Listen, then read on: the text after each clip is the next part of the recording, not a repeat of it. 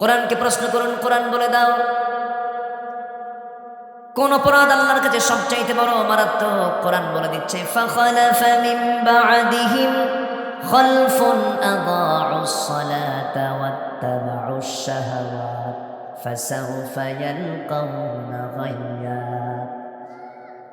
সূরা মারইয়ামের মধ্যে আল্লাহ রাব্বুল আলামিন বলেন, যারা দুটো অপরাধ করবে, নামাজ যারা নষ্ট করবে এবং সাথে যারা নফসের দাসত্ব করবে, আল্লাহ বলছেন ওই সমস্ত বান্দাগুলোকে আমি আল্লাহ রাব্বুল আলামিন শুধু জাহান্নাম দেব না, জাহান্নামের গর্ত গাই নামক গর্তের মধ্যে তাকে ঢুকাইয়া ছাড়বো না। আউযুবিল্লাহ।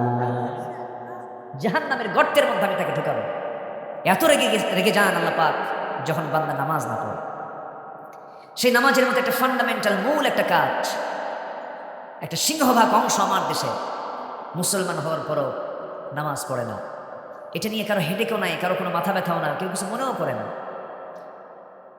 কত আইন আমার দেশে পাশ হলো এই 54 বছরে, মদের আইন, সুদের আইন, জেনার আইন, জেনার লাইসেন্স, মদের লাইসেন্স, এগুলো গভর্নমেন্ট দিল, পাশ হলো। কিন্তু আজ পর্যন্ত যত শাসক এসেছেন, সে আইয়ুবের শাসন শোনেন না আপনারা? এরপর বাংলাদেশ হলো, অনেক সরকার আসলো গেল। বলেন তো মুজিবুর রহমান, জিয়াউর রহমান, হোসেন মোহাম্মদ এরশাদ, এগুলোর নাম কি হিন্দু নাম না মুসলিম নাম? মুসলিম নাম। তাদের শাসন, ভাষণ, খালকাটা, চাচা এরশাদের তাল বেতাল, মাঝখান দিয়ে শুধু হরতাল আর হরতাল।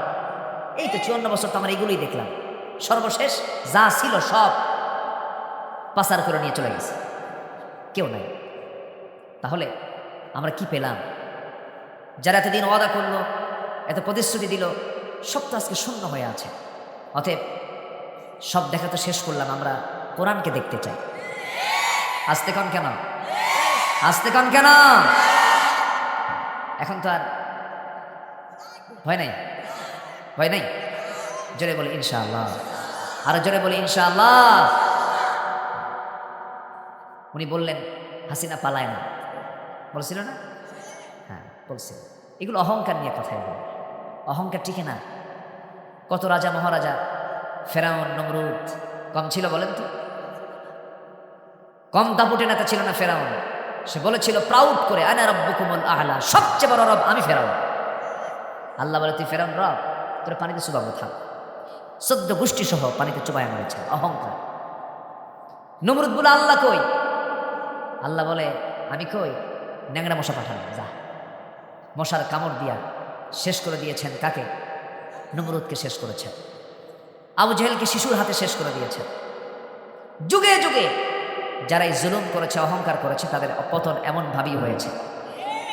সম্মানিত ভাইয়েরা, আমরা মুসলমান, আমরা কোরআনটাই চাবো। যিনি মুসলমান কিন্তু কোরআন চান না, ওনার মুসলমানিত্বের মধ্যে ভেজাল আছে। আসতে কোন কেন? যে মুসলমান বলবে যে শরিয়া আইন, কোরআনের আইন বর্তমান পৃথিবীতে এটা প্রযোজ্য নয়, এটা অনেক আগের আইন, এখন চলবে না, ওকে নতুন করে ঈমান আনতেই হবে। ওর ঈমান চলে গেছে। সূর্যকে আজকের না অনেক আগে। সূর্যের তাপ কি ভিজা ভিজা মনে হয়? পুরাতন মনে হয়? পুরাতন হলে পাল্টান দেখি, পাল্টান সূর্য দেখে, পাল্টান, এটাও তো পুরাতন। সূর্য যেমন আলোকিত করে, প্রদীপ্ত সূর্য যেমন তাপ দেয়, রাতের আলোকিত চাঁদ যেমন আমাকে পথ দেখায় দেয়, লিতাহাতাদু, আমার বন্ধুগণ সেই সূর্যের মালিক, চাঁদের মালিক, 7 আকাশের মালিক, 7 সমুদ্রের মালিক, সাবআ সামাওয়াত সাবআতু আবহুর, গোটা দুনিয়ার যিনি মালিক, সেই মহান রব্বুল আলামিনের পক্ষ থেকে এই কোরআন নাজিল হয়েছে। জোরে বলুন সুবহানাল্লাহ। এর আশ্চর্য তো কখনো ফুরাবে না। কি যে আল্লাহ কি যে তথ্য দিয়েছেন এর মধ্যে, আল্লাহু আকবার। এই পৃথিবী এরকম মহাশূন্য ছিল না, জানেন?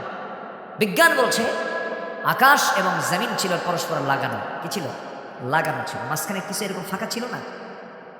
এটাকে বলে বিগ ব্যাং থিওরি, আলোচিত বিগ ব্যাং থিওরি। এটা সবাই কম বেশি যারা সায়েন্স নিয়ে যারা গবেষণা করেন, এই বিগ ব্যাং থিওরি খুব পরিচিত একটা নাম।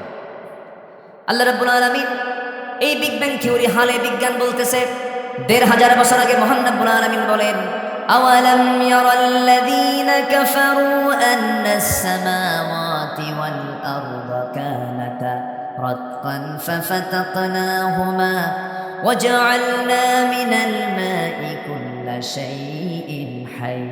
জোরে বলুন আল্লাহু আকবার। আল্লাহ